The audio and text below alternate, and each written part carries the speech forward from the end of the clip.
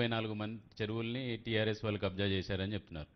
వాటిని కూల్చేటప్పటి నుంచి ఇదే చెప్తున్నారు కానీ కబ్జా చేసిన వాళ్ళ లిస్ట్ ఇవ్వట్లేరు. ఒకటి, ఆ కబ్జాకు కారణమైనటువంటి అధికారుల మీద చర్యలు తీసుకోవాలనే సిఫార్సు సూచనలు చాలా వచ్చినాయి. కానీ వాళ్ళని ఏం చేయలేకపోవడం వల్ల దాన్ని ఇంకా కంటిన్యూ చేసినట్టు కదా. వాటిని బయట పెట్టే ఆలోచన ఏమైనా ఉందా? అలాంటి వాటి మీద చర్యలు తీసుకునే ఆలోచన? మీరు అసంపూర్తి సమాచారంతో ప్రశ్నలు అడుగుతారు.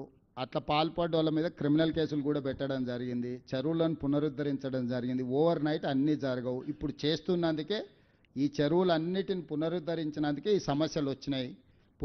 ఏ చెరువులు అయితే కబ్జాలు తొలగించినాం వాటిని పునరుద్ధరించే కార్యక్రమాలు కూడా చేస్తున్నాం. బతుకమ్మ చెరువు కబ్జాలు తీసేసి వదల్లే, బతుకమ్మ కుంటగా తీర్చిదిద్ది బతుకమ్మ పండుగ చేసినాం. తుమ్మిడి కుంట ఈరోజు ఎట్లా పనులు జరుగుతున్నాయో చూడండి, లేకపోతే సున్నం చెరువు ఎట్లా జరుగుతున్నాయో చూడండి, కుక్కట్పల్లిలో జరుగుతున్న నల్ల చెరువు చూడండి.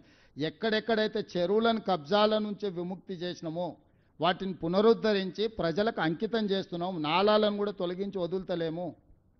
ఇది ఒక దీర్ఘకాలిక ప్రణాళిక. ఇది 6 నెలల్లోనో 3 నెలల్లోనో పూర్తి అయితే 3000 మందితోని ఒక ఐజీ కాడర్ ఐపీఎస్ ఆఫీసర్ని పెట్టి చేసేది పర్మనెంట్ వ్యవస్థ.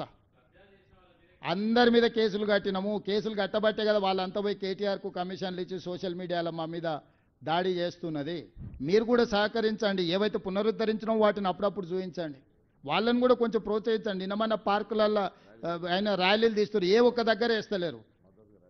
ఈ నిన్నమన ఎక్కడెక్కడైతే కబ్జాలు ఇడిపించారో ఆ కబ్జాలు ఇడిచి బెనిఫిట్ అయినరో కాలనీలలో ప్రజలందరూ బయటకు వచ్చి ర్యాలీలు తీస్తారు, హైదరాబాద్లో మాకు మేలు జరిగిందని.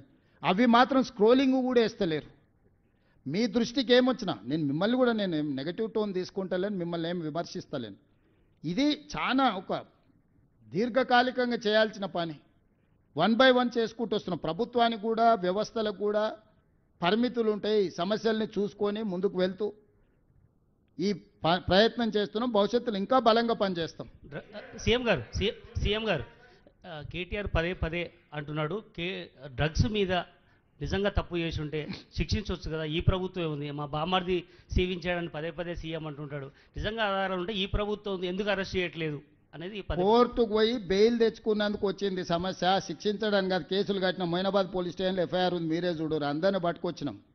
అందరిని ఎవరెవరి మీద అయితే కేసులు పెట్టినో దాంట్లో వీళ్ళందరూ ఏంటంటే డ్రగ్స్ అమ్మేవాడికి శిక్ష ఉంది, డ్రగ్స్ సేవించేవాడికి శిక్ష లేదు, సానుభూతి ఉంది.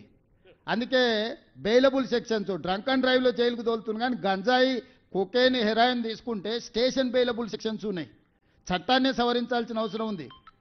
నేను చీఫ్ జస్టిస్ ఆఫ్ ఇండియా కలిసినప్పుడు నేను వారికి విజ్ఞప్తి చేసిన, చట్టంలో లొసుగు ఏంటంటే కొకేన్ హెరాయిన్ ఇట్లాంటి అత్యంత ప్రమాదకరమైన మాదక ద్రవ్యాలను సేవించిన వాళ్ళను సానుభూతితో చూడాలి, వాళ్ళు బాధితులని ఉంది చట్టంలో. దాంతో బాధితుల కింద ఇట్లా నడుచుకుంటూ అట్లా ఇంటికి వచ్చేస్తారు. దాంతో ఇంకా ధైర్యం వచ్చి 2 ఇంతలు కొడుతుర్రు. అసలు విచిత్రంగా ఉన్నది చట్టం. అక్కడెక్కడ రోడ్ల మీద డ్రంక్ అండ్ డ్రైవ్ ఉంటే వారం రోజులు జైలుకు తోలుతురు తాగి నడిపినందుకు. ఇంత ప్రమాదకరమైన దీంట్లో స్టేషన్ బెయిలబుల్ ఉన్నాయి సెక్షన్స్. దీన్ని సవరించాల్సిన అవసరం ఉంది. రేపు వచ్చే శాసనసభ సమావేశాలలో పూర్తి స్థాయిలో చర్చ చేసి అన్ని వివరాలు కూడా మీకు చెప్తాం. సీఎం గారు నిన్న బండి సంజయ్ మాట్లాడుతూ, సార్ ఇక్కడ మీ ముందు బండి సంజయ్ మాట్లాడుతూ మీ పైన కామెంట్ చేశారు, మీరు క్యాబ్ పెట్టుకున్నందుకు. అవసరమైతే అట్లాంటి సిచ్యువేషన్ వస్తే తల నరుక్కుంటా, కానీ నేను అట్లాంటి పరిస్థితిలో ఓటు అడిగేటువంటి సిచ్యువేషన్ ఉన్నాను. ఇది మొదటి క్వశ్చన్. రెండో క్వశ్చన్, మాజీ మంత్రి ముఖేష్ గౌడ్ విగ్రహం పెడతానన్నారు, దాని మీద ఒకటి క్లారిటీ. ఇప్పుడు నేను అనేది ఏంటంటే నరేంద్ర మోడీ గారే టోపీ పెట్టుకున్నారు. ఆ ఫోటోలు నేను పంపిస్తా. మొదట నరేంద్ర మోడీ గారి విధానం ఏందో చెప్పమనుంది. నేను హిందువును, నా మతాన్ని నేను ఆచరిస్తాను, నేను ఇతర మతాలను గౌరవిస్తాను, ముస్లిం అయినా సిక్ అయినా క్రిస్టియన్ అయినా నేను వాటిని గౌరవిస్తాను. నేను తెలంగాణ రాష్ట్ర ముఖ్యమంత్రిగా అన్ని మతాలను అన్ని కులాలను సమానంగా చూడడం నా బాధ్యత. వారి ఉద్దేశంలో ముస్లిం మైనారిటీలు ఈ దేశంలోనే ఉండొద్దు అని వాళ్ళ ఉంటే వాళ్ళ భావదారిద్ర్యం అది. బండి సంజయ్ గారి ఆలోచనలోనే లోపం ఉన్నది. వాళ్ళ భారతీయ జనతా పార్టీ నాయకులు ఎంతమంది టోపీలు పెట్టుకున్నారో నేను అన్ని బండి సంజయ్ గారికి పంపిస్తా. మొదట దాని సంగతి తేల్చిన తర్వాత నా గురించి. నేను తెలియకుండానో అవసరానికో టోపీ పెట్టుకోలే, చాలాసార్లు టోపీ పెట్టుకున్నా.